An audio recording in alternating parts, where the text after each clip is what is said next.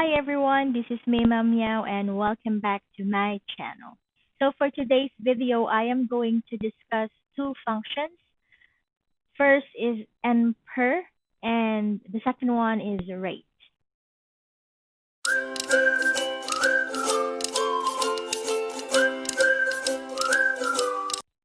Before we start, don't forget to click on the notification bell and might as well subscribe to my channel and like this video. So let's get started. All right, so for the first function, it's Nper. So Nper returns the number of periods for an investment based on periodic, constant payments, and a constant interest rate. So we have here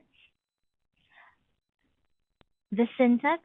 The syntax is Nper, open parenthesis, rate, comma, payment, or PMT, comma, present value, comma, future value. It's enclosed in a bracket, so this one is optional.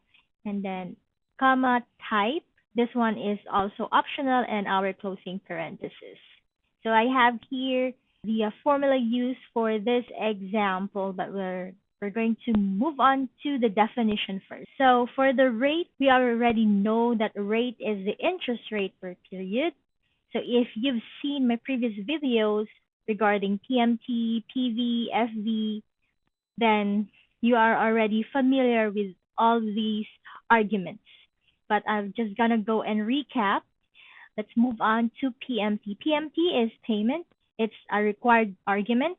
So it's the payment made each period. It cannot change over the life of the annuity. Typically, PMT contains principal and interest, but no other fees or taxes. The next argument is PV. This one is also required. It's the present value or the lump sum amount that a series of future payments is worth right now. Let's move on to FV. So as I mentioned earlier, it's enclosed in a bracket because this is optional. So it is the future value or a cash balance you want to attain after the last payment is made. So if FV is omitted, it is assumed to be zero. So the future value of a loan, for example, is zero. And then we have the type. It's also optional. It is the number 0 or 1, and this indicates when payments are due. So if it's 0 or omitted, it's at the end of the period.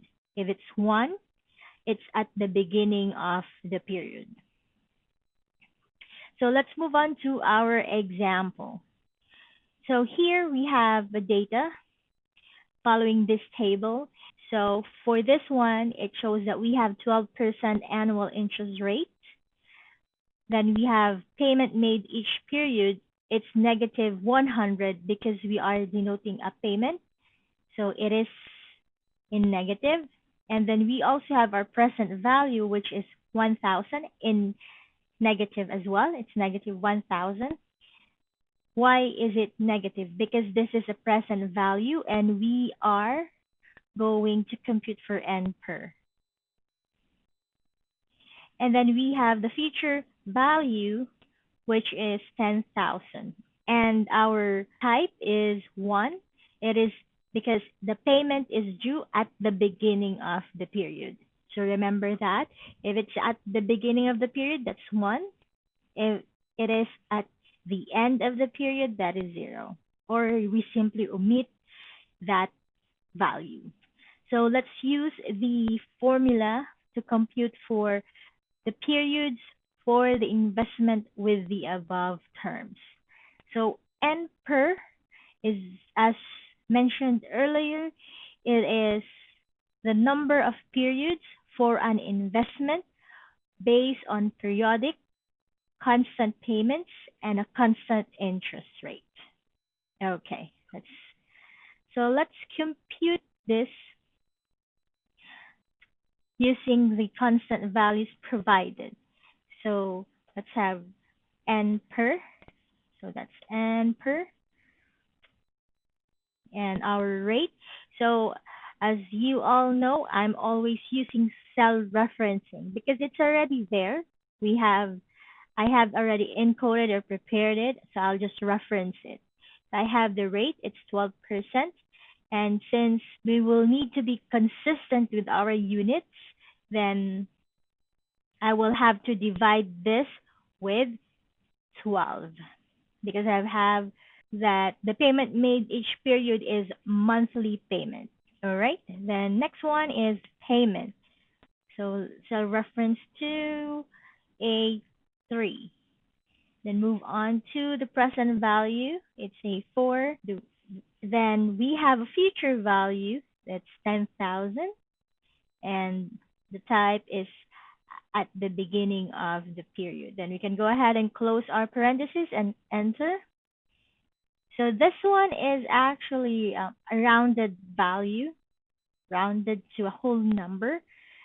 So here it says that we have 60 periods for the investment with the above terms. So meaning,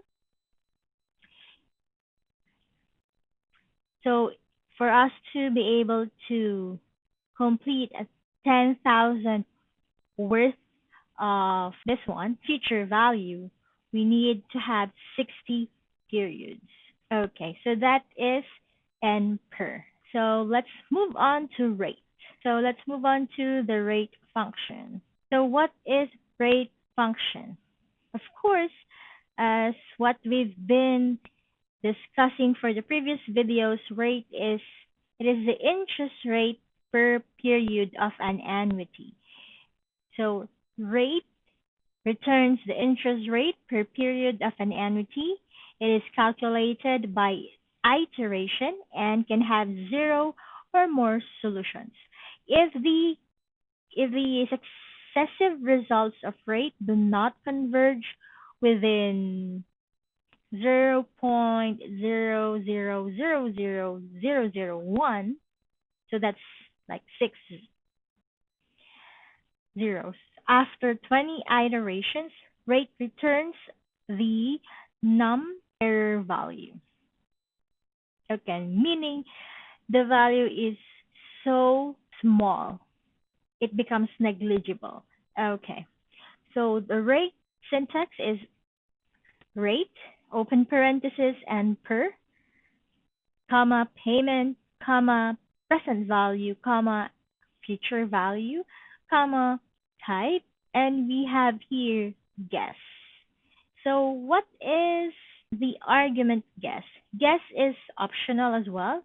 This is your guess for what the rate will be. So if you omit guess, it is assumed to be 10%. So if rate does not converge, try different values for guess.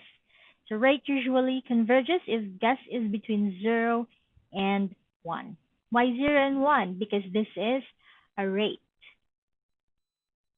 1 is 100%. Okay? All right.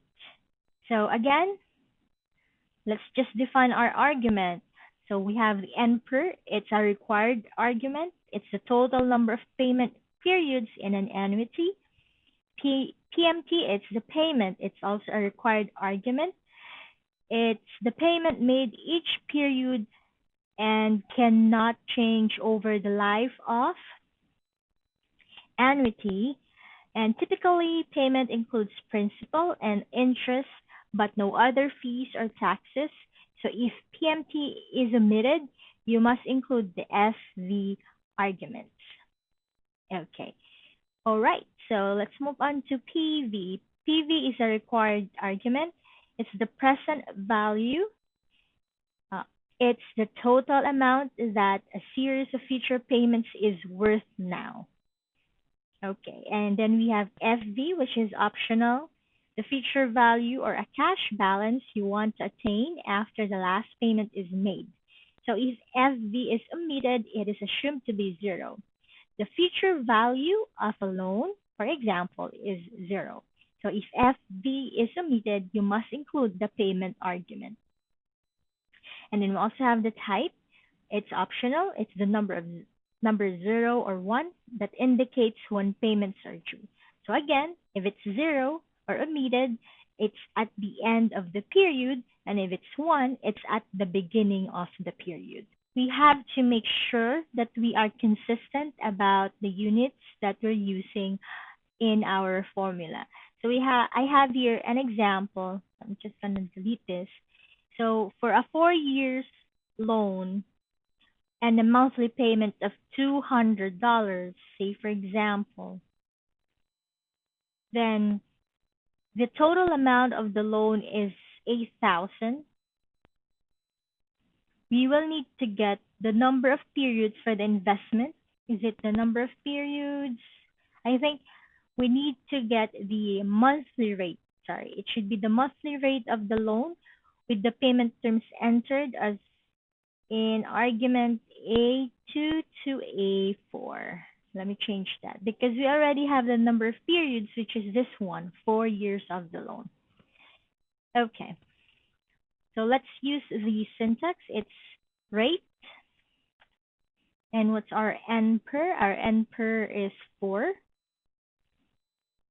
So since it's 4 years and we want to be consistent with our units, our payment is made monthly. We'll have to convert our Nper into a monthly period. So we'll have to multiply this to 12 to make it monthly. And then our payment is A3, which is negative 200, and our present value is 8,000. All right, do we have a future value? It's not given. And do we need a type? It's not also given, so it's at the end of the period. And do we have any guess? We can just leave it as it is. So remember, if the guess is omitted, it is assumed to be 10%. Okay, then I'll just close this one and enter. And then we get the value of 0.77%. So that is the rate.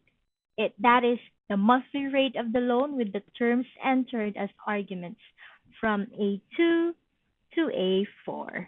Now, for banks and loans, usually if they are going to offer you to get a loan, they will provide you the annual rate. So all we need to do is just multiply this to 12 to get the annual rate.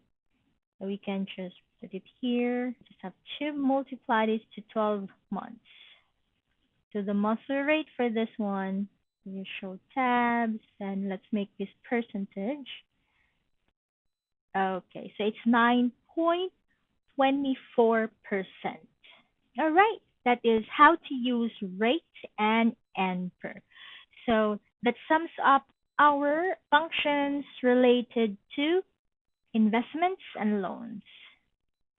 I hope you learned something today. So if you have questions, just comment down below, and you might want to include your suggestions for the next video.